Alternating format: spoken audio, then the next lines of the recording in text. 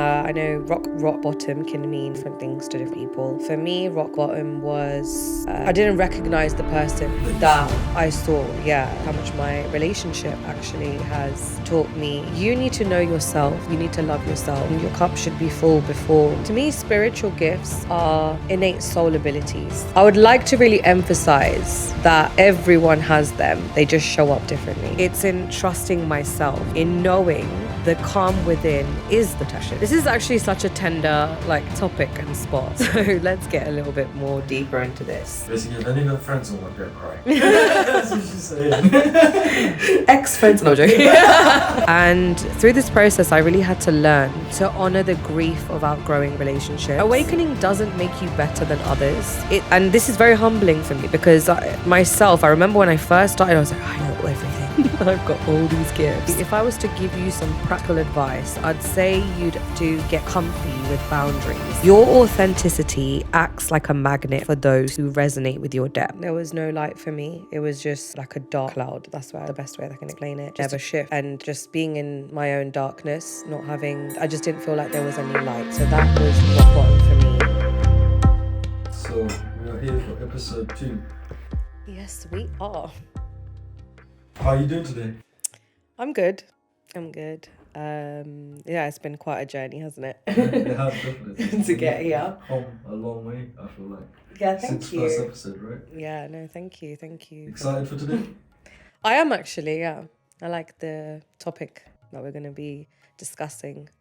So yeah, I'm looking forward to today's. Definitely feel like you're going to go more in depth. Yeah, for sure, yeah. And it's going to be a little bit more chilled, Last time was quite, not necessarily formal, but yeah. Yeah, definitely. And then this episode, I feel like you're going to be, hurting some people's feelings. Yeah. Turning some heads. Potentially. So today, I feel like the best place to start, it's something that's at the root of everything, which is something that you talk about a lot, which is self-love. So I would love to know, what does that really mean to you? So why don't you start off with your personal journey? Okay, yeah, no, that's a good place to start. So let's start off with how it started and where I'm at now. Okay, so when I began my self-love journey, it all started when I hit rock bottom. I know rock bottom can mean different things to different people. For me, rock bottom was a place where I wanted to hide from everything and everyone because I didn't recognize the person that I saw, that I had become, and I just couldn't see any light. There was no light for me. It was just like a dark cloud. That's the best way I can explain it. Just a dark cloud over me. And you know what comes to mind? It's funny because when I was younger, I always chose, whenever I used to go into the Disney store and you have a teddy bear, I'd always choose Eeyore from Winnie the Pooh. And I never really understood why, but I was really drawn to him. And it was later when I'd see illustrations of Eeyore and he'd have the little grey cloud over him. And he was just he just looked like he was really struggling. And I felt like on some level I really resonated with him. So, yeah, that's the best way I can describe it. Like a grey cloud over me and it just would never shift. And just being in my own darkness, I just didn't feel like there was any light. So that was rock bottom for me. And this was triggered from a very painful situation that I was in because at the time I was taking care of my late father and he was struggling immensely. This was in the last year that he was here with us. And I could just see that he was self-sabotaging, he was hurting. There's so much I can say about what he was feeling, but just to witness that as a child, it was really challenging for me. And I think that on some level, I was subconsciously following his path. It was like, okay, like I don't really see what there is, I had no purpose. And I was really struggling. And eventually I think I just started to adopt a lifestyle that wasn't helping me in any way. But sorry, to come back to self-love. To me, self-love is really about reclaiming parts of myself that I was taught to abandon. It's the quiet decision to honor my energy, my needs, even when it's uncomfortable. At one point, I used to think that self-love was all about bubble baths and like face masks and on a surface level, basically just caring for yourself. But I now know that self-love is actually about holding myself in the depths and forgiving myself and showing up even when I'm messy. Do you feel like you've come a long way in terms of understanding self-love from the beginning of your journey versus now? Massively. Yeah, massively. I fell into that whole trap of, what we're sold about self-love. I'd follow loads of people on social media and just, I didn't have any sense of my own identity. Another thing I'd like to mention actually is how much my relationship actually has taught me to love myself and put myself first, because it was not just in my family dynamic, but even on a romantic level. I had become quite messy in my relationship because I was trying to seek something outside of myself. And that's a lot of pressure to put on your partner. And yeah, it led to a lot of arguments and disruption in the relationship.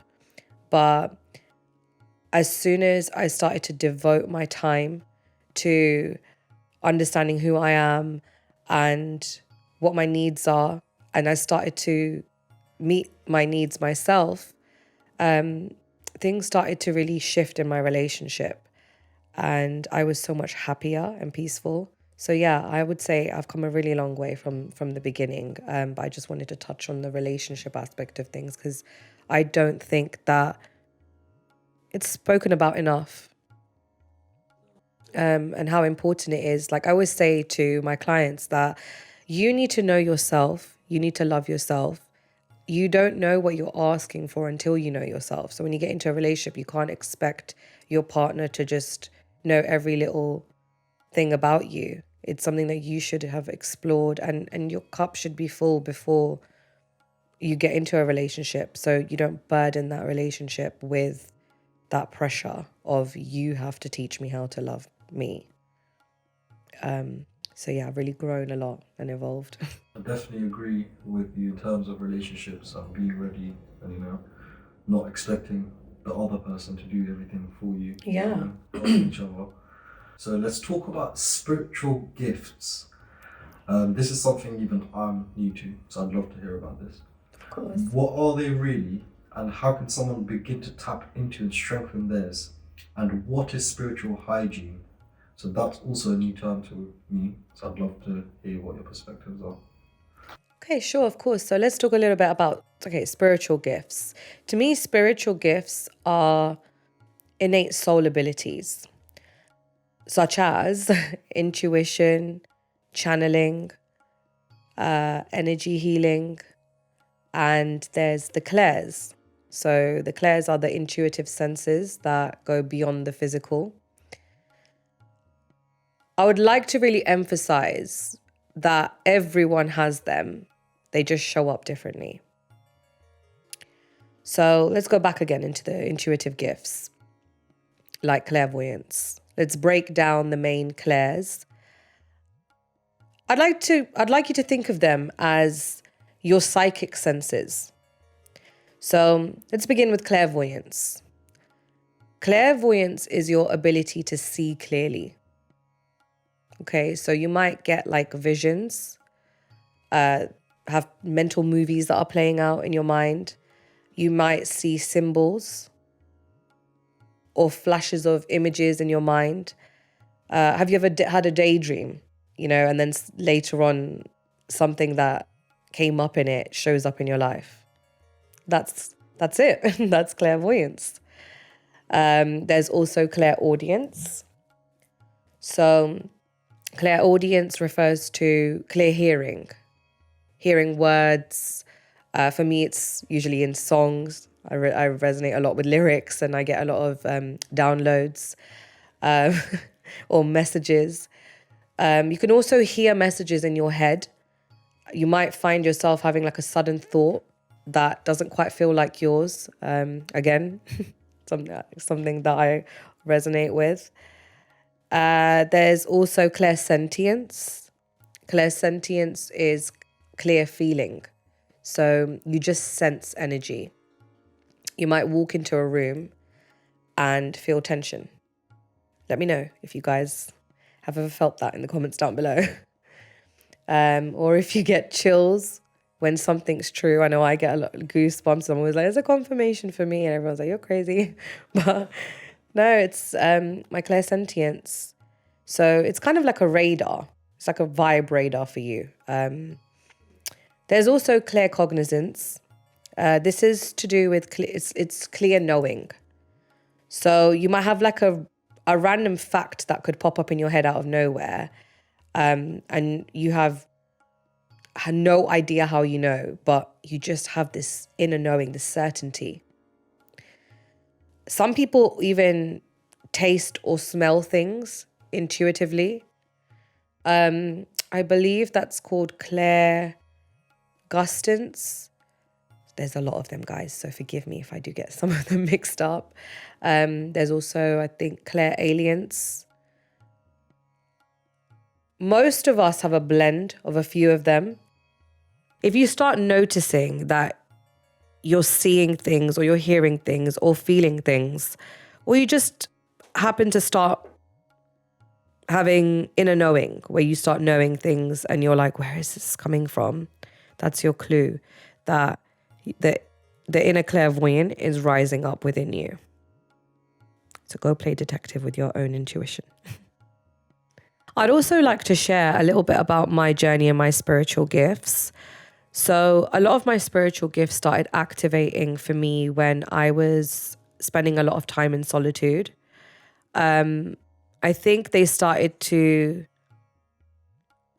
enhance when I went through my spontaneous Kundalini awakening. So I started off with just clairaudience. Clairaudience was my first gift that was activating. I was waking up, I was hearing things like in the middle of the night. I'd just be woken up and I'd be hearing so many different messages. So I started journaling. And then later when I started sharing them on a platform, a lot of people started resonating with what I was sharing. And I started to realize that this was much more than just, coincidence or random pass by thoughts. So I started to do a little bit of digging. And I learned quite quickly that these are my clair senses activating. And it was a very profound experience for me. After this, I went to a plant medicine retreat. I'll definitely do a specific episode dedicated to it. Again, I think that this is a topic that needs time and space. But to touch on it, I went through the most transformative journey when I went to this plant medicine retreat. There was so many insights for me. I found that my intuition had strengthened massively.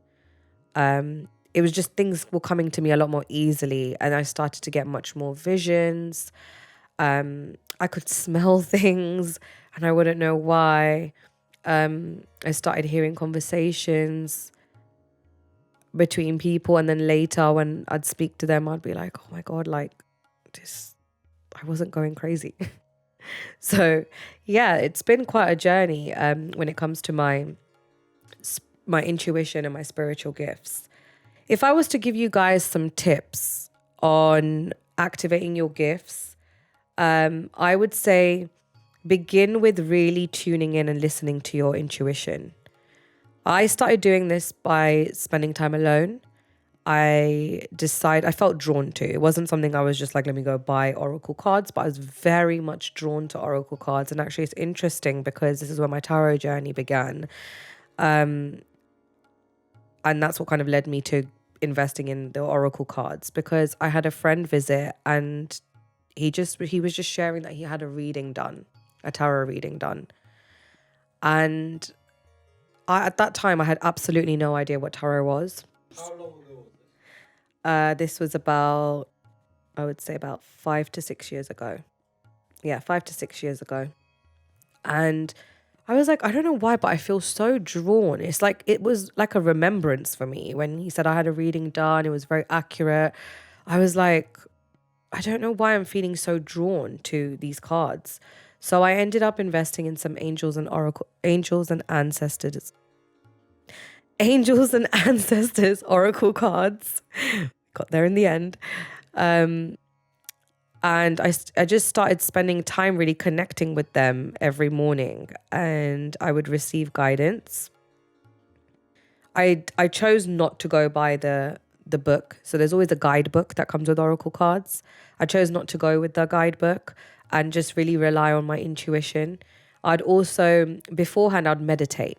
I'd meditate for about 20 minutes, and then I'd pull some cards, and I'd always write down the cards that I felt were going to come out, or I was going to connect with. And to my surprise, they would show up. And this is what allowed me to begin to trust my intuition.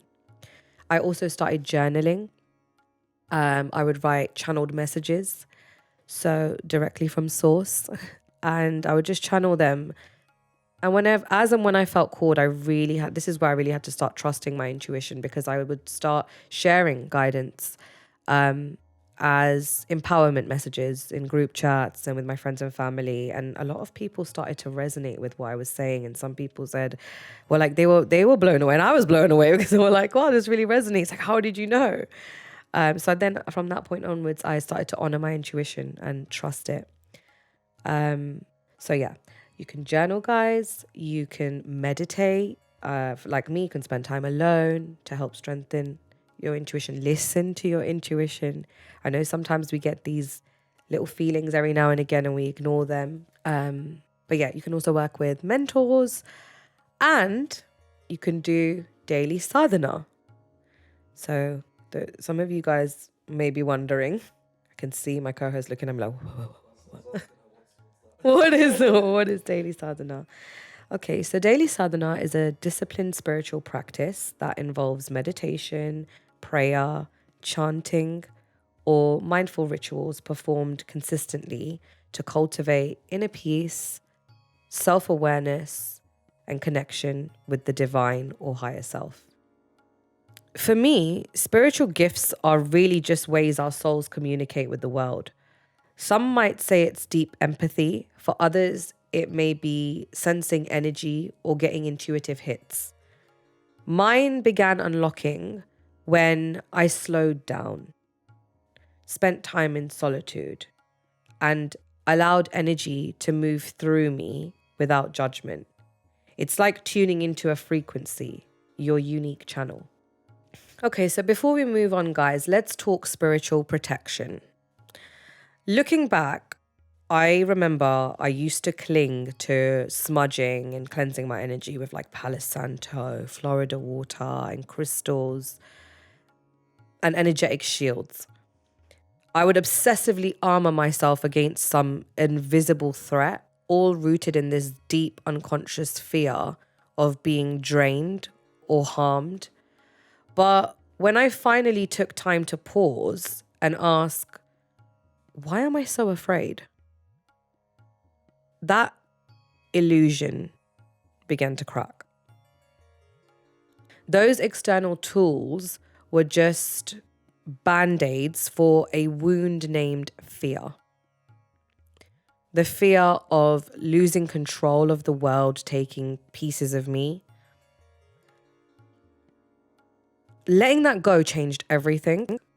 Now, instead of reacting, I drop into my center and breathe and respond from stillness. My energy stays anchored because I've realized that true safety isn't in rituals or shields. It's in trusting myself, in knowing the calm within is the protection. The safest space isn't built, it's remembered. Wow.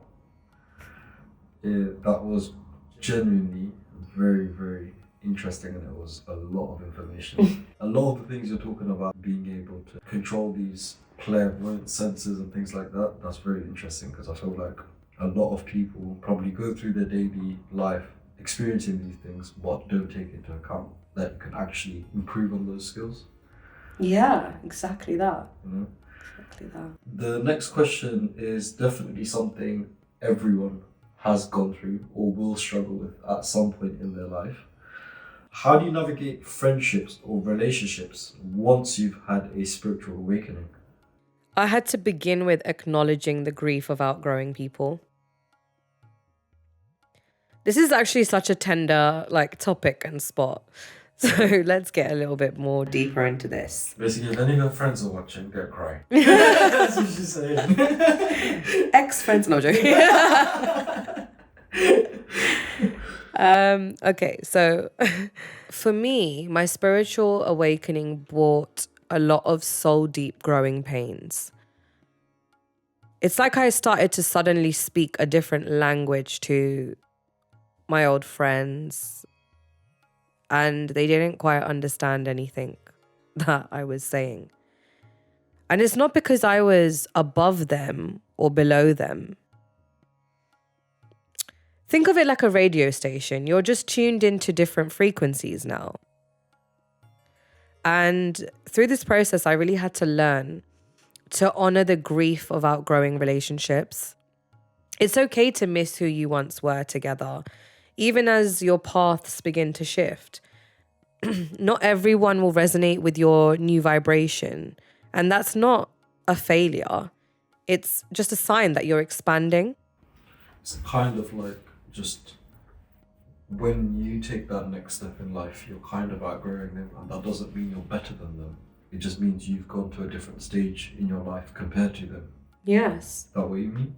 Yes, exactly. Everyone has their own unique path. We're all leading each other home. And I think this is where I've really matured as well, because in the past, if someone had taken a step back from me, I would feel a certain way about it. But I really respect people, who have the courage to just pave their own path and honor their own process, their own inner process.